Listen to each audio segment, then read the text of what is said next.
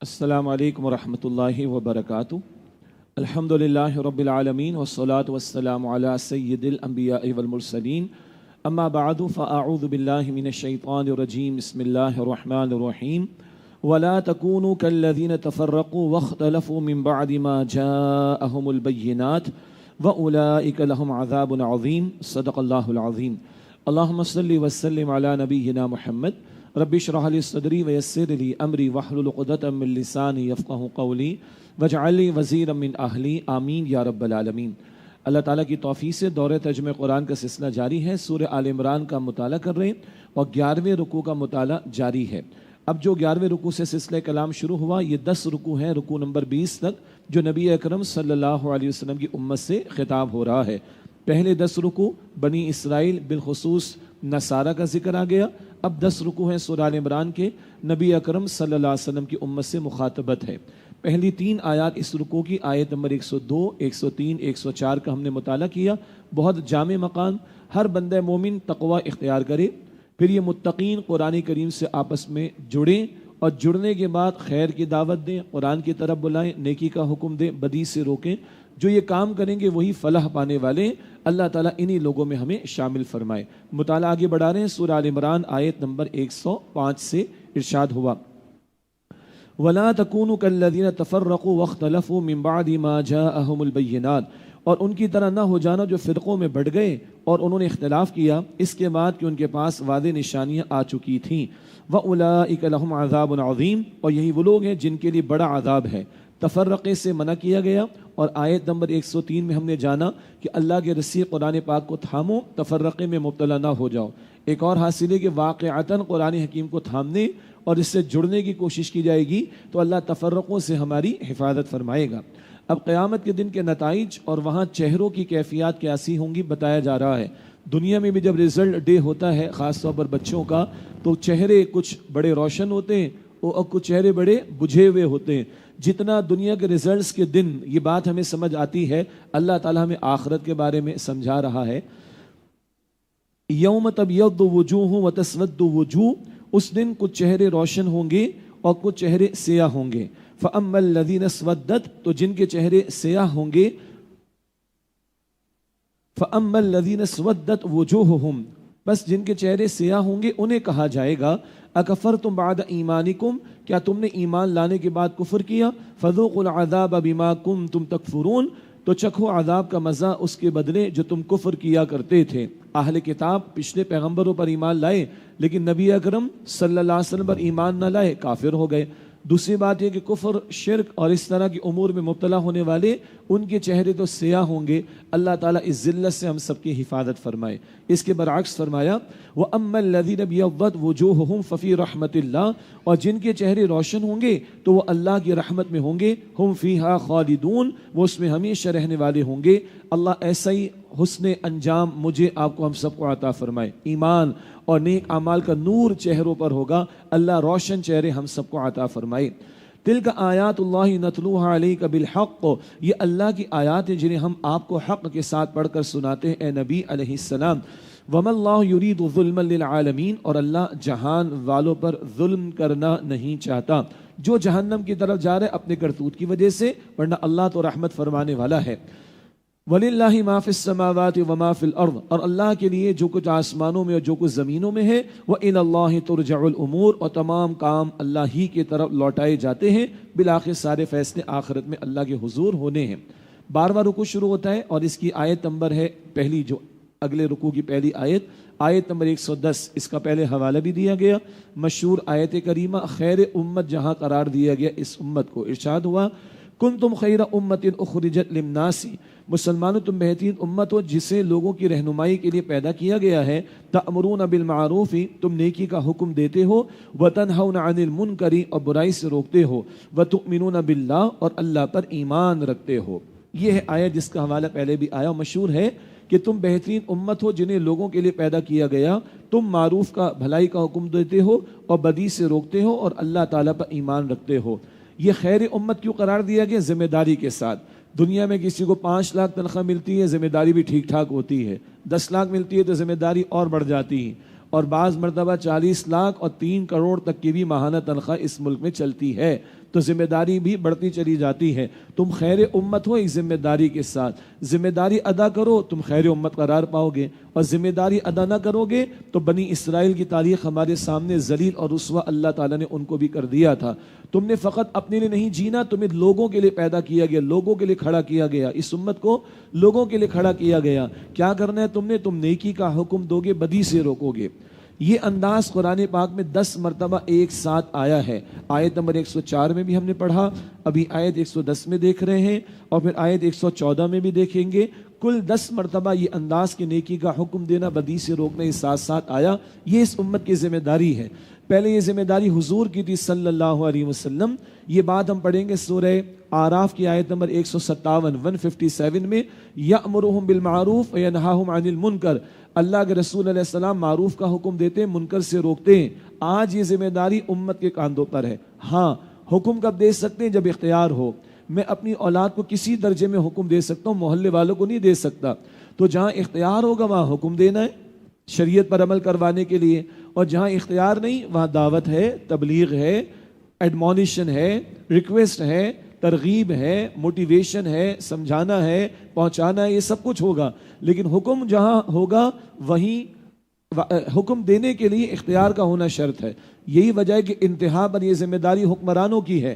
سورہ حج آیت نمبر 41، سورہ حج کی آیت نمبر 41 میں فرمایا کہ الذین ان مکناہم فی الارض اقاموا الصلاۃ وآتوا الزکاۃ وامروا بالمعروف ونہوا عن المنکر۔ جنہیں ہم اختیار اور تمکن عطا کریں گے زمین میں، وہ نماز قائم کریں گے، مراد نظام ہوگا نماز کا، زکوٰۃ ادا کریں گے، زکوٰۃ کا پورا نظام ہوگا، اور نیکی کا حکم دیں گے، بدی سے روکیں گے۔ یہ حکمرانوں کے لیے بھی ہے۔ تو جہاں اختیار ہے وہاں حکم، جہاں اختیار نہیں وہاں دعوت، تبلیغ، بتانا، سمجھانا۔ پھر اگلی بات، نیکی کا حکم دیتے ہو، بدی سے روکتے ہو، دونوں باتیں ساتھ ساتھ آتی ہیں۔ ہمارے ایک بڑا فلسفہ مشہور ہے، اچھی اچھی باتیں کرو، میٹھی میٹھی باتیں کرو، سب لوگ اچھے ہو جائیں گے، مسئلہ حل ہو جائے گا۔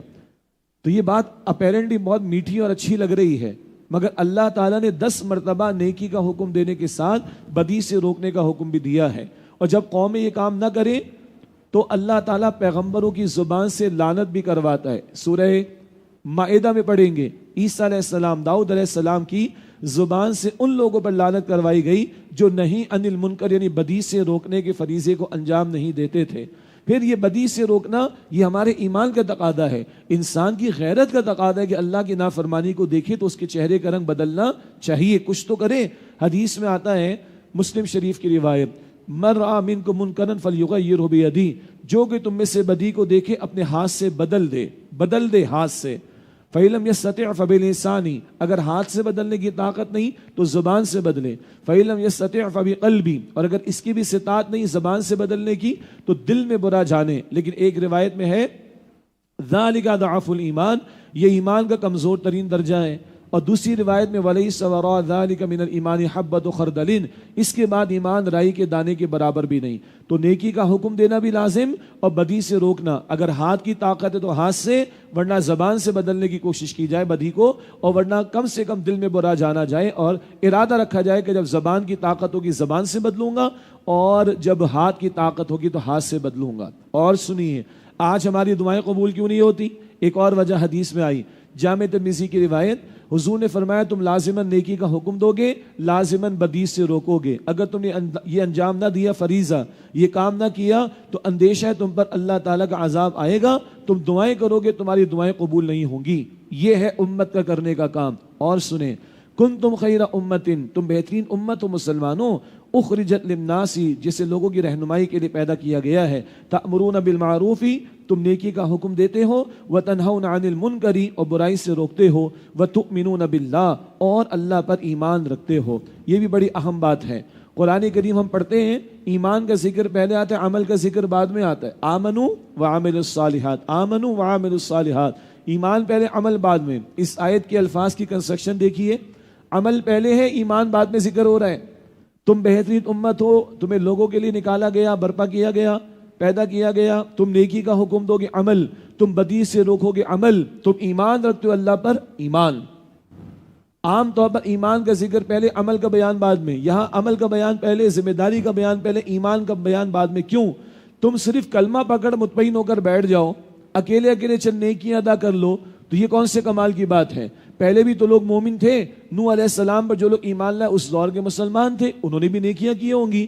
موسیٰ علیہ السلام پر ایمان لانے والے، عیسیٰ علیہ السلام پر ایمان لانے والے. تو تم میں کون سی ایسی سرخاب کے پر لگ گئے، کون سی خاص بات آ گئی کہ تم بہترین امت ہو جاؤ؟ نہ، محض ایمان لا کر مطمئن ہو کر بیٹھ جانا، محض ایمان لا کر چند نیکیوں پر مطمئن ہو کر بیٹھ جانا، اس کی بنیاد پر خیر امت نہیں ہو. یہ خیر امت والی ذمہ داری ادا کرو گے تو خیر امت قرار پاؤ گے. اللہ مجھے، آپ کو، ہم سب کو اس کی توفیق عطا فرمائے. وَتُؤْمِنُونَ بِاللَّهِ، اور تم اللہ پر ایمان رکھتے ہو. وَلَوْ آمَنَ أَهْلُ الْكِتَابِ لَكَانَ خَيْرًا لَهُمْ، اور اگر اہل کتاب ایمان لے آتے تو یہ ان کے حق میں بہتر ہوتا. مِنْهُمُ الْمُؤْمِنُونَ وَأَكْثَرُهُمُ الْفَاسِقُونَ، ان میں سے کچھ لوگ مؤمن ہیں اور ان میں سے اکثر فاسق ہیں. یعنی کچھ ایمان لائے ہیں حضور پر علیہ السلام، کچھ ہیں یہود میں سے، ایک بڑی تعداد نصارہ میں سے بھی، مگر اکثر کا معاملہ فسق اور فجور یعنی نافرمانی کا رہا. لن يضروكم الا اذى، وہ اہل کتاب سوائے تھوڑا سا ستانے کے ہرگز تمہارا کچھ نہیں بگاڑ سکتے. وَإِن يُقَاتِلُوكُمْ يُوَلُّوكُمُ الْأَدْبَارَ، اور اگر وہ تم سے لڑیں گے تو تمہیں پیٹھ دکھا کر بھاگ جائیں گے. ثُمَّ لَا يُنصَرُونَ، پھر انہیں کہیں سے مدد نہیں ملے گی. یہ بھڑکیاں بہت مارتے ہیں کفار، یہ اہل کتاب، مگر یہ کہ ستانے کے سوا تمہارا کچھ بگاڑ نہیں سکتے، اور اگر تم سے لڑیں گے بھی تو پیٹھ دکھا کر بھاگ جائیں گے. بالخصوص یہود کا معاملہ، یہود نے کبھی بھی سامنے آ کر مقابلہ نہیں کیا، پیچھے پیچھے سے مقابلہ کیا. فرمایا کہ ثم لا ينصرون، پھر انہیں کہیں سے مدد نہیں ملے گی. ضربت علیہم الذلۃ اینما ثقفوا الا بحبل من اللہ وحبل من الناس، ان پر ذلت مسلط کر دی گئی ہے جہاں کہیں بھی وہ ہوں، سوائے اس کے کہ اللہ ہی کی طرف سے کوئی سہارا ہو یا لوگوں کی طرف سے کوئی سہارا ہو. یہ یہود کی طرف اشارہ. اللہ کی طرف سے سہارا کیا ہے؟ اسلامی حکومت ہو اور اس کی بالادستی قبول کریں اور اس کے تحت جزیہ دے کر زندگی گزاریں. جیسے کہ سیدنا عمر کا دور بھی تھا رضی اللہ عنہ، یہود رہتے تھے مسلمانوں کے زیر تحت اور اسلامی حکومت کی بالادستی انہوں نے قبول کی، جزیہ دینا منظور کیا. ٹھیک ہے، اللہ کی طرف سے کوئی سہارا مل جائے، مراد اسلامی حکومت کے تحت جزیہ دے کر زندگی گزاریں، یا پھر لوگوں کی طرف سے کوئی سہارا ہو جائے، لوگ پناہ دے دیں. جیسے آج نصارہ کی پش پناہی کے ساتھ اسرائیل کی حکومت اس وقت موجود ہے، تو اللہ کا سہارا یا لوگوں کا سہارا مل جائے تو ٹھیک، ورنہ کیا معاملہ؟ ان پر ذلت مسلط ہوئی. وباءوا بغضب من اللہ، اور وہ اللہ کے غضب کے مستحق ہوئے. وضربت علیہم المسکنہ، اور ان پر محتاجی مسلط کر دی گئی. ذالک بانہم کانوا یکفرون بآیات اللہ، ایسا اس لیے ہوا کہ وہ اللہ کی آیات کا انکار کرتے تھے. وَيَقْتُلُونَ الْأَنْبِيَاءَ بِغَيْرِ حَقٍّ، اور انبیاء علیہم السلام کو ناحق قتل یعنی شہید کرتے تھے. ذَلِكَ بِمَا عَصَوْا وَكَانُوا يَعْتَدُونَ، یہ اس لیے ہوا کہ انہوں نے نافرمانی کی اور وہ حد سے بڑھ جایا کرتے تھے. ایسا ہی موضوع یا ایسی ہی گفتگو سورہ البقرہ آیت نمبر 61 میں بھی آ چکی ہے. ان کو فضلتکم علی العالمین تو کہا، اس وقت کے جہان والوں پر فضیلت تو دی، مگر جب کتاب فراموش، پیغمبروں کے مشن کو چھوڑا، دنیا پرستی میں مبتلا ہوئے تو اللہ نے ذلت اور رسوائی میں ان کو مبتلا کر دیا. البتہ پھر قرآن کریم کا عدل بیان ہو رہا ہے، یعنی اللہ کے کلام عدل ہے. اگر ان میں کوئی خیر ہے تو اللہ تعالیٰ اس کو بھی نمایاں کرتا ہے. فرمایا لیسوا سواء، سب اہل کتاب برابر نہیں ہیں. من اہل الکتاب امۃ قائمۃ، ان اہل کتاب میں سے ایک جماعت حق پر قائم ہے. یتلون آیات اللہ آناء اللیل وہم یسجدون، وہ رات کی گھڑیوں میں اللہ کی آیات کی تلاوت کرتے ہیں اور وہ سجدے کرتے ہیں. یؤمنون باللہ والیوم الآخر، وہ اللہ پر اور آخرت کے دن پر ایمان رکھتے ہیں. ویأمرون بالمعروف ینہون عن المنکر، اور نیکی کا حکم دیتے ہیں اور برائی سے روکتے ہیں. ویسارعون فی الخیرات، اور نیکیوں میں جلدی کرتے ہیں، آگے بڑھ بڑھ کر نیکیاں کرتے ہیں. یہ اہل کتاب میں سے نیک لوگوں کا ذکر آ گیا. نصارہ میں بہت ہوئے. بحیرہ راہب، حضور علیہ السلام 12 برس کے تھے، تجارتی سفر پر گئے جناب ابو طالب کے ساتھ. بحیرہ راہب نے حضور کو پہچان لیا تھا. اسی طریقے پر یہ تو حضور کی عمر 12 برس کی تھی. اسی طریقے پر نجاشی رحمۃ اللہ علیہ حضور پر ایمان لے آئے. ٹھیک ہے، تو یہ نصارہ میں کئی مثالیں. ان میں سے نیک لوگوں کا ذکر ہے، رات میں اللہ کی آیات کی تلاوت، سجدے کرتے ہیں، اللہ اور آخرت پر ایمان رکھتے ہیں اور نیکی کا حکم دیتے ہیں، بدی سے روکتے ہیں. دونوں باتیں ساتھ ساتھ. اور کہاں تیزی دکھاتے ہیں؟ وَيُسَارِعُونَ فِي الْخَيْرَاتِ، اور نیکیوں میں جلدی کرتے ہیں. جلدی سے مراد بھاگ دوڑ نہیں ہے، جلدی سے مراد ہے کہ تیزی دکھانا. جیسے آج کل لوگ تیزی کہاں دکھاتے ہیں؟ دنیا میں، مال میں، دولت میں، شہرت میں، فیم میں، ادھر ادھر خوب آگے سے آگے. نہیں، نیکیوں میں آگے بڑھنے، سبقت لے جانے کی کوشش کرو. یہ سبقت کی بات بھی بعد میں آل عمران میں آئے گی، آیت نمبر 133 اور 134 میں جنت کے بیان کے ذیل میں انشاءاللہ. وَأُولَٰئِكَ مِنَ الصَّالِحِينَ، اور یہی لوگ نیک بندوں میں سے ہیں. وَمَا يَفْعَلُ مِنْ خَيْرٍ فَلَنْ يُكْفَرُوا، اور وہ جو بھی نیکی کریں گے تو اس کی ناقدری نہیں کی جائے گی. وَاللَّهُ عَلِيمٌ بِالْمُتَّقِينَ، اور اللہ پرہیزگاروں کو خوب جاننے والا ہے. ان الذين كفروا، بے شک جن لوگوں نے کفر کیا، لن تغنی عنہم اموالہم ولا اولادہم من اللہ شیئا، ان کے مال نہ ان کے مال کام آئیں گے اور نہ ان کی اولاد اللہ کے مقابلے میں کچھ بھی. واولئک اصحاب النار هم فیها خالدون، اور وہی آگ والے ہیں، وہ اس میں ہمیشہ رہنے والے ہیں. اللہم اجرنا من النار، اے اللہ ہمیں آگ کے عذاب سے محفوظ فرما. اگلی آیت میں مثال بیان ہو رہی، وہ لوگ جو اللہ کے دین کے خلاف خرچ کرتے ہیں، جیسے کہ کفار ہیں، اللہ کے دین کو مٹانے کے لیے خرچ کرتے ہیں، ان کا انفاق ضائع، ان کا خرچ ضائع ہو جائے گا. اور ایک بات یہ بھی بیان کی گئی، جو دکھاوے کی نیکی کرتے تو دکھاوے کا عمل اللہ کے قبول نہیں، دکھاوے کا صدقہ اللہ کے ہاں مقبول نہیں. فرمایا مثل ما ينفقون في هذه الحیات الدنیا، ان کی مثال جو وہ اس دنیا کی زندگی میں خرچ کرتے ہیں، کمثل ریح، اس ہوا کی طرح ہے، فیہا سر، جس میں سخت ٹھنڈ ہو، اصابت حرث قوم ظلموا انفسهم فاہلکت، وہ ایک ایسی قوم کی کھیتی پر جا پڑے جس نے اپنی جانوں پر ظلم کیا، پھر وہ اس کھیتی کو برباد کر دے. وما ظلمهم اللہ ولکن انفسهم یظلمون، اور اللہ نے ان پر کچھ بھی ظلم نہیں کیا لیکن وہ اپنی جانوں پر خود ہی ظلم کرتے ہیں. یہ دکھاوے کا عمل کرنے والے ایسا ہی ہے کہ ہوا ہو جس میں سخت ٹھنڈ ہو اور ایک قوم کی کھیتی پر جا پڑے، کھیتی برباد ہو جائے، تو دکھاوے کا عمل کرنے والے ان کا انفاق اللہ کے یہاں کچھ قبول نہیں ہوگا، ان کا یہ خرچ کرنا ان کو کچھ نفع نہیں دے گا.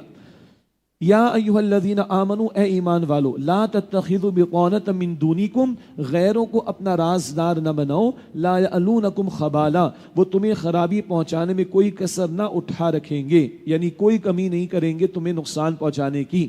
یہ مسلمانوں کو سمجھایا جا رہا ہے، خاص طور پر اوس و خزرج کے لوگ جو عرب قبائل تھے مدینہ شریف میں، جو نبی علیہ السلام پر ایمان لے آئے، ان کے یہود کے قبائل سے تعلقات تھے، تو کہا جا رہا ہے کہ نہ، ان سے کوئی ایسی رازداری کی باتیں شیئر نہ کرنا.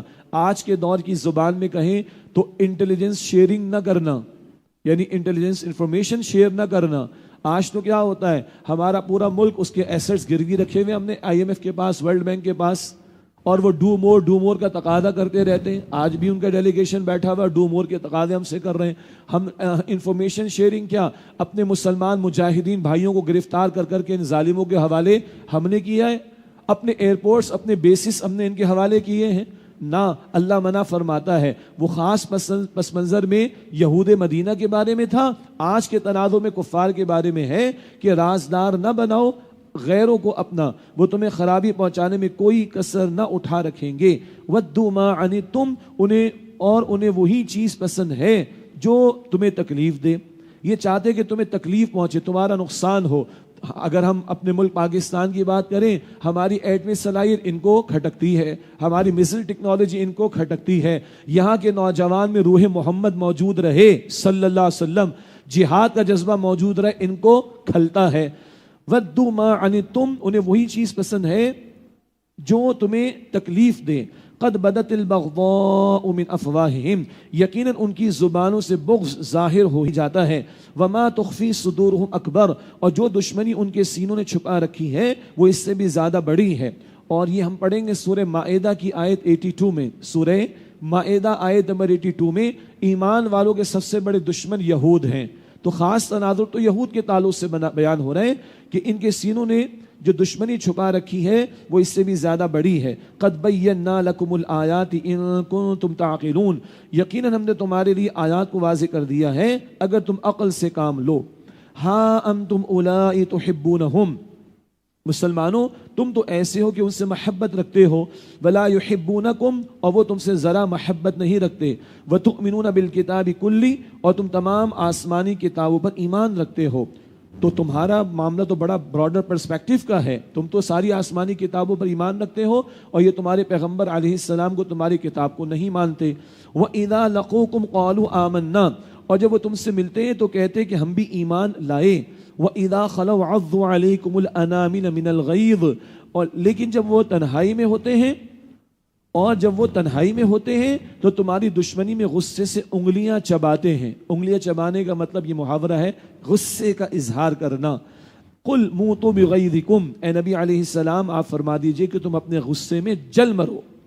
یہ ان کے اندر دشمنی بھری ہوئی یہود میں مسلمانوں کے خلاف. اور جب تنہائی میں ہوتے ہیں تو دشمنی میں غصے سے انگلیاں چباتے ہیں، اور ملتے ہیں تو کہتے ہیں ہم تمہارے ساتھ ہیں. یہ یہود میں سے کچھ منافقین کا ذکر پہلے بھی آیا ہے. قُلْ مُوتُوا بِغَيْظِكُمْ، آپ فرما دیجئے کہ تم اپنے غصے میں جل مرو. إِنَّ اللَّهَ عَلِيمٌ بِذَاتِ الصُّدُورِ، بے شک اللہ سینوں کے رازوں کو خوب جاننے والا ہے. إِن تَمْسَسْكُمْ حَسَنَةٌ تَسُؤْهُمْ، مسلمانوں اگر تمہیں کوئی بھلائی پہنچے تو یہ انہیں بری لگتی ہے. وَإِن تُصِبْكُمْ سَيِّئَةٌ يَفْرَحُوا بِهَا، اور اگر تمہیں کوئی تکلیف پہنچتی ہے تو وہ اس پر خوش ہوتے ہیں. جیسے فلسطین کے شہید ہوتے بچوں اور عورتوں اور بوڑھوں کے خاکے کیریکیچرز فرانس میں بنائے جائے گئے اور ان مسلمانوں کا مذاق اڑائے جائے، تو یہ ان ظالموں کو خوشی ہوتی ہے جب مسلمانوں کا نقصان ہو. یہ تو لیٹسٹ آج 2024 کی بات میں آپ کے سامنے رکھ رہا ہوں. یہ ہمیشہ سے ہے کہ مسلمانوں تمہیں بھلائی پہنچے انہیں بری لگتی ہے، تمہیں کوئی تکلیف پہنچتی ہے اس پر یہ خوش ہوتے معاذ اللہ. اب کیا کریں ہم؟ ابھی مسلمان ابھی مدینہ شریف ہے اور اول یہ تقریباً تیسرے برس کی بات ہے، یہ سورہ آل عمران کا مطالعہ کر رہے ہیں. اسی میں ابھی جو ہے وہ غزوہ احد کا تبصرہ بھی آیا چاہتا ہے. سن 3 ہجری میں غزوہ احد کا معاملہ جو ہے پیش آیا، تو فرمایا جا رہا ہے کہ وَإِن تَصْبِرُوا وَتَتَّقُوا، اور اگر تم صبر کرو اور تم اللہ کی نافرمانی سے بچو، لَا يَضُرُّكُمْ كَيْدُهُمْ شَيْئًا، تو ان کی چالیں تمہیں کچھ نقصان نہیں پہنچا سکتی. ابھی صبر ہے، ان کی کڑوی باتوں کو برداشت کرنا ہے. اللہ کا تقوی تم اختیار کرو، نافرمانی سے اپنے آپ کو بچاؤ تو اللہ کی مدد تمہارے ساتھ ہوگی. ان کی چالیں تمہیں کچھ نقصان نہیں پہنچا سکتی. ہاں بعد میں ان یہود کے خلاف اقدامات بھی ہوئے ہیں، جیسے کہ پہلے بھی اشارتاً بات آتی رہی، مگر اول کیا؟ صبر کرو، اللہ کی نافرمانی سے بچو. لا یضرکم کیدہم شیئا، تو ان کی چالیں تمہیں کچھ نقصان نہیں پہنچا سکتی. ان اللہ بما یعملون محیط، بے شک اللہ احاطہ کیے ہوئے ان اعمال کا جو وہ کر رہے ہیں. یہ سورہ آل عمران کے 12 رکوع الحمدللہ مکمل ہوئے. اب 6 رکوع ہیں، رکوع نمبر 13 سے رکوع نمبر 18. ان 6 رکوعوں میں تفصیلی تبصرہ آ رہا ہے غزوہ احد کے حوالے سے. غزوہ احد شوال 3 ہجری میں پیش آیا. رمضان کے بعد آتا ہے شوال کا مہینہ، تو شوال کے مہینے میں اگر احد کا میدان سجا ہوگا تو رمضان میں کچھ تیاری ہوئی ہوگی نا. اللہ کے رسول علیہ السلام کے دور کا رمضان بڑا ایکٹیو رمضان تھا، بڑا متحرک رمضان تھا. وہاں اسٹرگل، جد و جہد، جہاد، قتال، یہ میدان بھی سجے، ان کی تیاریاں بھی ہوئی. بدر کا پیش آیا ہے 17 رمضان کو 2 ہجری. فتح مکہ کب ہوئی ہے؟ رمضان 8 ہجری. اور احد کب ہوا ہے؟ شوال 3 ہجری. اور احزاب کا موقع کب آیا؟ بیٹل آف ٹرنچز، غزوہ احزاب 5 ہجری شوال میں. اللہ اکبر. تو حضور کے دور کا رمضان بڑا ایکٹیو اور بڑا متحرک ہوا کرتا تھا. تو بہرحال اب 6 رکوع غزوہ احد پر تبصرہ. مختصر سا پس منظر. سن 2 ہجری میں بدر کا معرکہ پیش آیا اور کفار کو شکست ہوئی اور بڑی ذلت آمیز ان کو شکست ہوئی، اور 70 مشرک قتل ہوئے، جن میں بڑے بڑے سردار ابو جہل جیسے لوگ بھی قتل ہوئے. تو بہت بڑی سبکی اور بڑی ذلت ہو گئی ان لوگوں کی. چنانچہ ان لوگوں نے پلاننگ کی اور انہوں نے منصوبے بنائے کہ مسلمانوں کے خلاف اقدام کریں گے. اور بدر کا موقع جب ہم پڑھیں گے بعد میں سورہ انفال میں، تو تجارتی قافلہ بچ گیا تھا. اس کی ساری آمدن کو 2 ہجری میں ساری آمدن کو انہوں نے ایلوکیٹ کر دیا مسلمانوں سے بدلہ لینے کے لیے. سن 3 ہجری میں شوال غزوہ احد. 1000 کا لشکر آیا ہے. ابو سفیان ابھی ایمان نہیں لائے، وہ فتح مکہ کے موقع پر بعد میں ایمان لائیں گے. تو ابو سفیان اس لشکر کے ابھی سربراہ اور جو ہے وہ امیر بن کر یا ان کے قائد بن کر آ رہے ہیں. ادب سے نام کیوں لے رہے ہیں؟ ایمان لے آئے نا بعد میں، ذہن میں رہے، لیکن ابھی تو کفر کی طرف ہے اور کفار کے ساتھ ہیں. 1000 کا لشکر، معاف کیجیے گا، یہ 3000 کا لشکر اس مرتبہ تیار ہوا. بدر میں 1000 کا لشکر تھا کفار کا، اب 3000 کا لشکر انہوں نے تیار کیا. اللہ کے رسول علیہ السلام کو معلوم بھی ہوا، اور لشکر کیسا آ رہا ہے؟ تیاریوں کے ساتھ. عورتوں اور کچھ بچوں کو بھی لائے تاکہ مردوں کو عورتوں کو دیکھ کر غیرت رہے، بچوں کو دیکھ کر غیرت رہے، بھاگے نہ اور مسلمانوں کا مقابلہ کریں۔ اس پوری تیاری کے ساتھ 3000 کا لشکر تو آ رہا ہے کفار کا۔ حضور کو معلوم ہوا، آپ نے مشاورت فرمائی صلی اللہ علیہ وسلم۔ مشورے کی تعلیم حضور کو بھی ہے اور امت کے لیے اصل میں رہنمائی کہ معاملات کو مشوروں سے طے کرو۔ حضور کو تعلیم ہے، سورہ آل عمران آیت نمبر 159 میں ہم پڑھیں گے وَشَاوِرْهُمْ فِي الْأَمْرِ، ان سے معاملات میں اے نبی علیہ السلام مشورہ کیجئے۔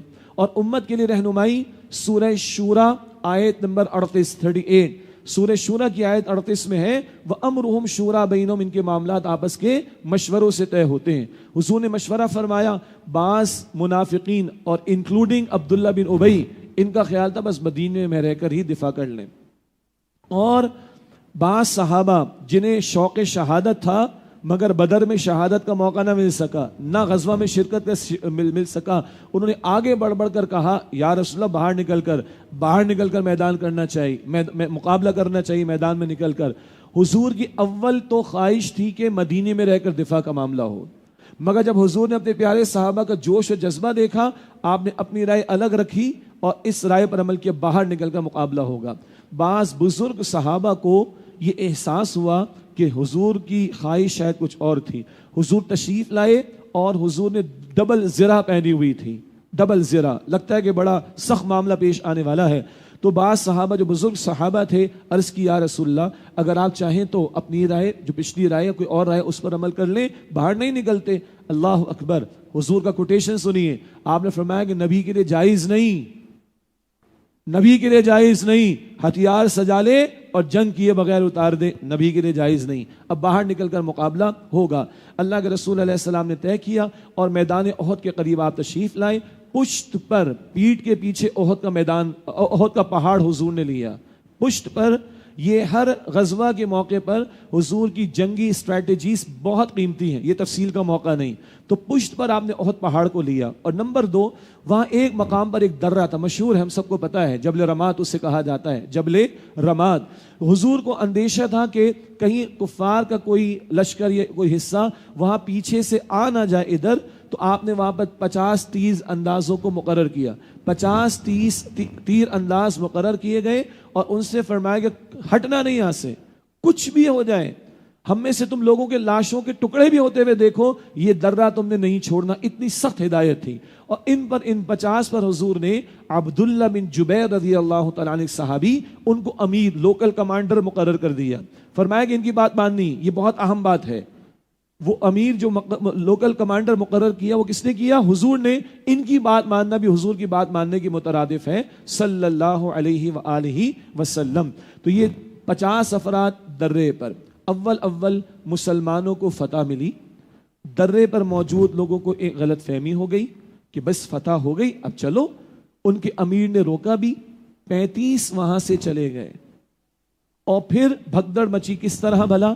خالد بن ولید ابھی وہ کفار کی طرف ہیں، ان کی نگاہ نے دیکھ لیا کہ یہ درہ خالی ہو گیا ہے، وہ پورا احد پہاڑ کا پیچھے سے چکر کاٹ کر آئے اور ادھر سے پیچھے آ کر مسلمانوں پر حملہ کیا، اور ادھر جو کفار جا رہے تھے وہ بھی پلٹ گئے، درمیان میں صحابہ آ گئے، حضور کے دندان مبارک شہید ہوئے، حضور علیہ السلام کا خون اطہر بہا، حضور بے ہوش بھی ہوئے، 70 صحابہ کی جانیں گئیں، سید الشہداء امیر حمزہ کی جان بھی گئی رضی اللہ عنہ، المقری جن کی 1 سال کی قرآنی دعوت کے نتیجے میں 75 افراد یثرب سے مکہ آ کر حضور علیہ السلام کے ہاتھ پر ایمان قبول کرتے، مصعب بن عمیر رضی اللہ تعالیٰ عنہ وہ بھی شہید ہوئے۔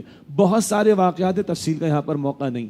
تو یہ پس منظر شوال 3 ہجری اور 3000 کا ادھر کا لشکر، اور ادھر حضور نے تیاری کی ہے، باہر نکل کر مقابلہ کرنے کا آپ نے طے کیا۔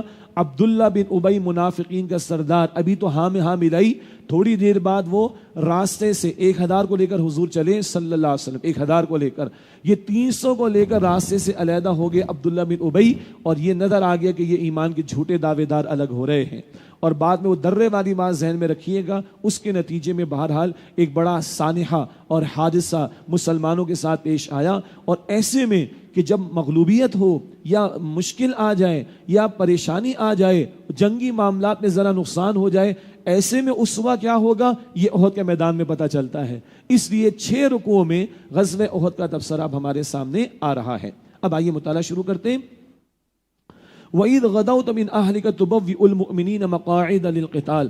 اور اے نبی صلی اللہ علیہ وسلم یاد کیجئے جب آپ صبح کے وقت اپنے گھر والوں کے پاس سے نکلے آپ احد میں قتال کے لیے مؤمنوں کو مورچوں پر بٹھا رہے تھے. واللہ سمیع علیم، اور اللہ خوب سننے والا خوب جاننے والا ہے. رحمت للعالمین صلی اللہ علیہ وسلم میدان جنگ میں بھی اترے. رحمت للعالمین صلی اللہ علیہ وسلم مورچوں پر صحابہ کو بٹھا رہے ہیں. رحمت للعالمین صلی اللہ علیہ وسلم قتال کے میدان میں کھڑے ہیں اور اپنے صحابہ کو لیڈ کر رہے ہیں. یہ بھی پہلو سنت رسول اور اسوہ رسول کا سامنے رہنا چاہیے صلی اللہ علیہ وآلہ وسلم. اذ ہم طائفتان منکم ان تفشلا واللہ ولیہما. یاد کرو مسلمانوں جب تم میں سے 2 گروہوں نے ارادہ کیا کہ ہمت ہار دیں حالانکہ اللہ ان دونوں کا مددگار تھا. یہ 2 قبائل تھے بنو سلمہ اور بنو حارثہ. کچھ کمزوری آئی، نیک نیت تھے، نفاق نہیں تھا، نیک نیت تھے. اللہ تعالیٰ فرما رہے واللہ ولیہما، حالانکہ اللہ ان دونوں کا مددگار تھا. اللہ تعالیٰ نے حوصلہ پیدا کر دیا ان میں. بندہ نیک نیت ہو کمزوری آ بھی جائے گی اللہ حوصلہ دے دے گا، بد نیت ہو تو پھر اللہ گمراہی کی طرف ڈال دیتا ہے. وعلی اللہ فلیتوکل المؤمنون، اور ایمان والوں کو اللہ ہی پر بھروسہ کرنا چاہیے. وَلَقَدْ نَصَرَكُمُ اللَّهُ بِبَدْرٍ وَأَنْتُمْ أَذِلَّةٌ، اور مسلمانوں یقیناً اللہ تمہاری بدر میں بھی مدد فرما چکا ہے جب تم کمزور تھے. 313 تقریباً نہتے تھے اور 1000 کے مقابلے میں اللہ نے تمہیں فتح دی تھی. فَاتَّقُوا اللَّهَ لَعَلَّكُمْ تَشْكُرُونَ، تو اللہ کی نافرمانی سے ڈرو تاکہ تم شکر ادا کر سکو. قتال کے میدان کا ذکر چل رہا ہے، اندازہ کریں، اور رہنمائی کیا رہی ہے اللہ کا تقوی اختیار کرو تاکہ تم شکر ادا کر سکو. یہ جو ہدایات ہیں یہ بڑی قیمتی ہیں، یہ عموم کے لیے بھی ہیں اور یہ میدان قتال کے لیے بھی. فاتقوا اللہ، تو اللہ کی نافرمانی سے ڈرو. لعلکم تشکرون، تاکہ تم شکر ادا کر سکو. اذ تقول للمؤمنین ان یکفیکم ان یمدکم ربکم ب3000 من الملائکۃ منزلین. اے نبی علیہ السلام یاد کیجئے جب آپ ایمان والوں سے فرما رہے تھے کیا تمہارے لیے کافی نہیں ہے کہ تمہارا رب تمہاری مدد فرمائے 3000 نازل کردہ فرشتوں سے. یہ رائے ہے کہ بدر کے بارے میں تذکرہ، توجہ کیجئے گا. 1000 تو آ گئے تھے نا کفار، کچھ آواز بلند ہوئی ڈرانے کے لیے مسلمانوں کو، بھائی اور لشکر آ رہے ہیں کافروں کا، اور ہزاروں لوگ آ رہے ہیں. تو اس موقع پر بدر کے موقع پر اللہ کی طرف سے تسلی کا عطا ہونا، حضور فرما رہے کیا تمہارے لیے کافی نہیں کہ تمہارا رب تمہاری مدد فرمائے 3000 نازل کردہ فرشتوں سے. بلا، ہاں کیوں نہیں. ام تصبروا وتتقوا ویأتوکم من فورہم ھذا، اگر تم صبر کرو اور اللہ کی نافرمانی سے بچو، اور اگر وہ کافر تم پر اسی وقت جوش سے حملہ آور ہو جائیں، یمددکم ربکم، تو تمہارا رب تمہاری مدد فرمائے گا ب5000 من الملائکۃ مسومین، 5000 نشان زدہ فرشتوں سے. نشان زدہ وہ اسی مہم کے لیے فوکسڈ ہوں گے. یہ ہزاروں کی باتیں کر رہے ہیں 3000 آ جائیں گے، اللہ کہتے ہیں میں 5000 بھی بھیج دوں گا، پریشان نہ ہو. اللہ کے رسول علیہ السلام ایمان والوں کو تسلی عطا فرما رہے اللہ تعالیٰ کی وحی کے مطابق. اللہ اسی مہم کے لیے فوکس 5000 فرشتے بھیج دے گا اگر یہ کفار بڑا جوش دکھانے کی کوشش کریں گے تو. وما جعلہ اللہ الا بشرا لکم ولتطمئن قلوبکم بھی، اور اللہ نے اس فرشتوں کے نزول کو صرف تمہارے لیے خوشخبری بنایا ہے اور تاکہ تمہارے دل اس سے مطمئن ہو جائیں. ومن نصر الا من عند اللہ العزیز الحکیم، اور در حقیقت مدد تو صرف اللہ ہی کی طرف سے ہوتی ہے جو بہت غالب بڑی حکمت والا ہے. یہ تو تمہاری تسلی کے لیے بتا دیا 3000 بھیج دیں گے، 5000 بھیج دیں گے. اللہ فرشتوں کو بھیجے بغیر بھی تمہاری مدد کرنے پر قادر ہے. یہ تو تمہاری دل جمعی کے لیے، تمہارے دل کے اطمینان کے لیے اللہ تعالیٰ نے خوشخبری دے دی، ورنہ اللہ تعالیٰ اکیلا ہی کافی ہے. فضائے بدر پیدا کر فرشتے تیری نصرت کو اتر سکتے ہیں گردوں سے قطار اندر قطار اب بھی. آج وہ فضائے بدر پیدا نہیں ہو رہی نا. فضائے بدر پیدا ہو تو اللہ فرشتے بھی بھیجے گا. اللہ وہ بدر کی فضا پیش کرنے اور تیار کرنے کی ہمیں توفیق عطا فرمائے. آگے ان کفار کے بارے میں فرمایا لِيَقْطَعَ طَرَفًا مِّنَ الَّذِينَ كَفَرُوا، تاکہ اللہ کافروں کا ایک حصہ کاٹ دے، او یکبتہم، یا انہیں ذلیل کر دے، فَيَنْقَلِبُوا خَائِبِينَ، پھر وہ نامراد ہو کر واپس چلے جائیں گے، اللہ تعالیٰ تو ان کو برباد کر کے چھوڑے گا۔ یہ بدر کا معاملہ مسلمانوں کی یاد دہانی اور مزید تسلی کے لیے ذکر کر دیا گیا۔ اب احد کا میدان جیسے کہ میں نے ذکر کیا، واقعہ مشہور بھی ہے، مختصر سی وضاحت ابھی کی گئی پس منظر کے اعتبار سے کہ خود حضور علیہ السلام کے دندان مبارک شہید ہوئے، خود جو ہیلمٹ سارٹ آف پہنا جاتا ہے، اس کی کڑیاں، اس کی کلپس آپ کے گالوں کے اندر داخل ہوئی، خون کا فوارہ بھی جاری ہو گیا، حضور علیہ السلام بے ہوش بھی ہوئے ہیں، اللہ اکبر، آپ کا خون بھی جاری ہوا ہے صلی اللہ علیہ وسلم۔ اور مجھے اجازت دیجئے میں عرض کروں، اس کائنات کا مبارک ترین، مقدس ترین، برکت والا خون اللہ نے بہنے دیا تاکہ کل امتی کھڑے ہو کر یہ نہ کہے بڑے مشکل حالات ہیں، حضور کے ساتھ ہوا یہ، اور اللہ نے اجازت اس لیے دی ہونے کی کہ کل امت نے دین کا کام کرنا ہے، امت کو بہانے پیش نہ کرے۔ حضور کی زبان پر ایک بات آ گئی، بٹ نیچرل ایسا امکان بھی تھا، کیسے اللہ اس قوم کو ہدایت دے گا جس نے اپنے پیغمبر کے چہرے کو خون سے بھر دیا؟ بڑا حساس نقطہ ہے، اللہ تعالیٰ کی طرف سے تسلی بھی ہے اور رہنمائی بھی ہے۔ فرمایا لیس لک من الامر شیء، اے نبی علیہ السلام اس معاملے میں آپ کا کچھ دخل نہیں، اسے اللہ پر چھوڑ دیجئے۔ او یتوب علیہم او یعذبہم، چاہے وہ اللہ ان کی توبہ قبول فرمائے یا چاہے تو انہیں عذاب دے، فإنہم ظالمون، کیونکہ بے شک وہ ظالم ہیں۔ ابھی تو اس قدر بڑا نقصان مسلمانوں کا ہوا، اس میں بھی حکمتیں ہیں، یہ وقتی طور پر نقصان کی حکمتیں آگے چل کر آ جائیں گی، لیکن اللہ علی کل شیء قدیر اور بے نیاز ہے۔ آج یہ احد کے میدان میں ظاہری طور پر کس نے پورا احد کا چکر کاٹ کر آ کر پیچھے سے حملہ کیا؟ خالد بن ولید، ابھی کفار کی طرف ہے، کل یہ خالد کیا قرار پائیں گے؟ سیف من سیوف اللہ، اللہ کی تلواروں میں سے ایک تلوار، کل اسی خالد کو ایمان کی دولت ملے گی، اور اے نبی آپ ہی کی زبان مبارک سے اسی خالد کو یہ ٹریبیوٹ ملے گا، سیف من سیوف اللہ، اللہ کی تلواروں میں سے ایک تلوار۔ اللہ کی حکمتیں، اللہ کی باتیں ہیں، اللہ ہی بہتر جانتا ہے اپنے فیصلوں کی حکمتوں کو۔ فإنہم ظالمون، چاہے تو اللہ ان کی توبہ قبول فرما لے، چاہے تو انہیں عذاب دے، کیونکہ بے شک یہ لوگ ظالم ہیں۔